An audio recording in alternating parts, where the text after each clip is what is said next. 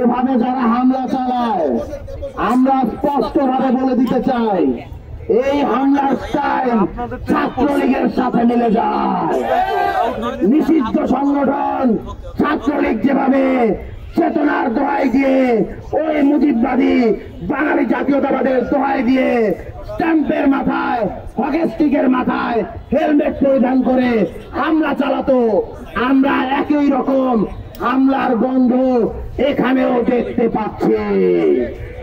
এই ট্রেনিং তারা অবশ্যই ছাত্রলীগের থেকেই নিয়েছে এবং ছাত্রলীগ নিষিদ্ধ হওয়ার পর থেকে বিভিন্নভাবে বল পাল্টিয়ে আবারও আমাদের শিক্ষার্থীদের মাঝে হামলা চালিয়ে বিভিন্ন জাতিগোষ্ঠী এবং সমাজে বিভিন্ন শ্রেণীর মাঝে বিভাজন সৃষ্টি করে ফ্যাসিবাদী যে অপচেষ্টা, সেই অপচেষ্টাকে উস্কে দেওয়ার চেষ্টা করছে।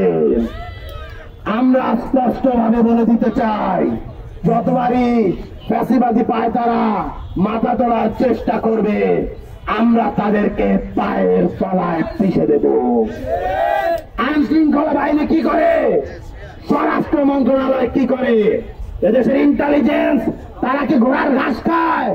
তারা কেন জানলো না, তারা কেন দেখলো না ছাত্রলীগের স্টাইলে এভাবে হেলমেট পরে এভাবে স্ট্যাম্প নিয়ে যারা হামলা চালাচ্ছে? এ ধরনের কিছু ভুইফোর সংগঠন গণঅভ্যুত্থানের পরে গজি ওঠে, গণঅভ্যুত্থানের যে আকাঙ্ক্ষা, যে স্পিরিট, যে লক্ষ্য, সেই লক্ষ্যকে বুলন্ডিত করার পায়তারা করছে। অবিলম্বে এদেরকে চিহ্নিত করতে হবে। শুধু এদেরকে চিহ্নিত নয়, এই ধরনের ভুইফোর সংগঠন আমরা দেখেছি।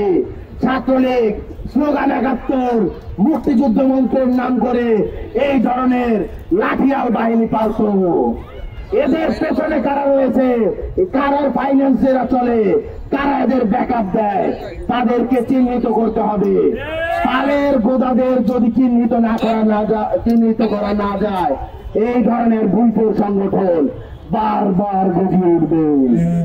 তাই অবিলম্বে এদের চিহ্নিত করা হোক, এদের পৃষ্ঠপোষক কারা তাদেরকে চিহ্নিত করা হোক, অবিলম্বে এদের শাস্তির ব্যবস্থা করা হোক। কোন ভুইফোর সংগঠনকে বাংলাদেশের যে সার্বভৌমত্ব এবং বাংলাদেশের যে সাম্প্রদায়িক সম্প্রীতি, সেটাকে বিনষ্ট করতে দেব না আমরা ইনশাআল্লাহ। ইনকিলাব জিন্দাবাদ।